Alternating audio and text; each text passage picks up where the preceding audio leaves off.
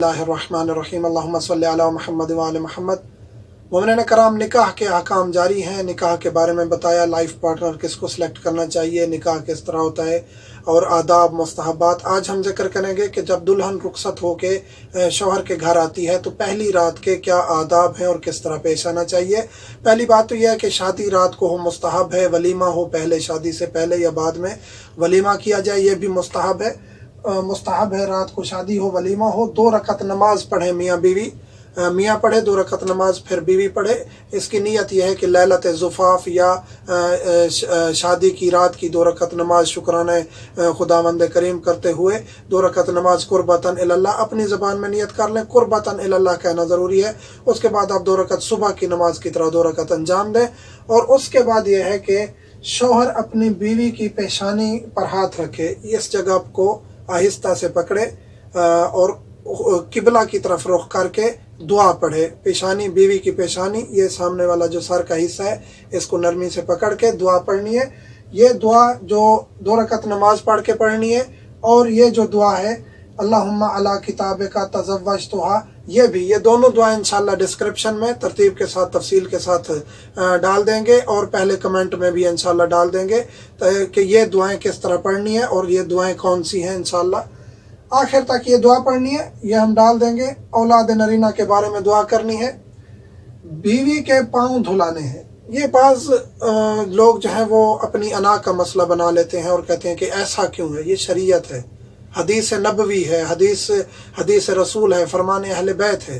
इसका फ़ायदा फिर आगे रसूल ने बताया। वो फ़ायदा अगर हमारे अज़हान में होगा तो फिर हमें यहाँ ये अमल करना पड़ जाएगा। इसके फ़ायदे कितने हैं। बीवी के पाँव धुलाने हैं, यानी उसके जूते उतारने हैं, बीवी के जो उसने पहने हुए हैं दुल्हन के, वो उतार के शौहर ने क्या करना है, पाँव धुलाने हैं किसी बर्तन में। पाँव धुला के उस पानी को घर के कोनों में डालना है, घर के कोनों में डालना है। घर की इब्तदा से लेकर घर की इंतहा तक थोड़ा थोड़ा पानी कोनों में डालना है। इसका फ़ायदा क्या है, रसूल करीम फरमाते हैं 70,000 गुर्बत के, फ़क्र के रंग दूर हो जाएंगे घर से। 70,000 अमीरी के, गिना के रंग जो है वो घर में आ जाएंगे। गुर्बत के 70,000 रंग जाएंगे, अमीरी के 70,000 रंग आएंगे। जज़ाम, बर्स, इन जैसी बीमारियां ख़त्म होंगी जब तक वो खातून उस घर में रहेगी, उसकी बरकत से। क्योंकि हम जिक्र कर चुके हैं कि जब दीनदार खातून की सिलेक्शन करेंगे तो फिर उसकी बरकत से ये चीज़ें हमेशा घर में रहेंगी, बीमारियां नहीं आएंगी। और यह सवाल अक्सर किया जाता है कि पहली रात क्या मुबाशरत करना जायज़ है या नहीं। जायज़ है, कोई मुश्किल नहीं है, पहली रात मुबाशरत कर सकते हैं, इसमें कोई इश्काल नहीं है। और ये दुआ भी पढ़नी चाहिए, अल्लाहुम्मा रज़ुक़नी वलदन वजअलहु तक़िय्यन ज़किय्या लैसा फ़ी ख़ल्क़िही ज़ियादतुन वला नुक़सान वजअल आक़िबतहु इलल खैर। ये दुआ भी इंशाल्लाह हम डिस्क्रिप्शन में और पहले कमेंट में तरतीब के साथ कि ये दुआ 2 रकत नमाज पढ़ के कौन सी दुआ पढ़नी है, फिर उसके बाद पेशानी पकड़ के कौन सी दुआ पढ़नी है और मुबाशरत से पहले कौन सी दुआ पढ़नी है। तो ये अहकाम थे पहली रात के, कुछ आदाब मुस्तहबात थे।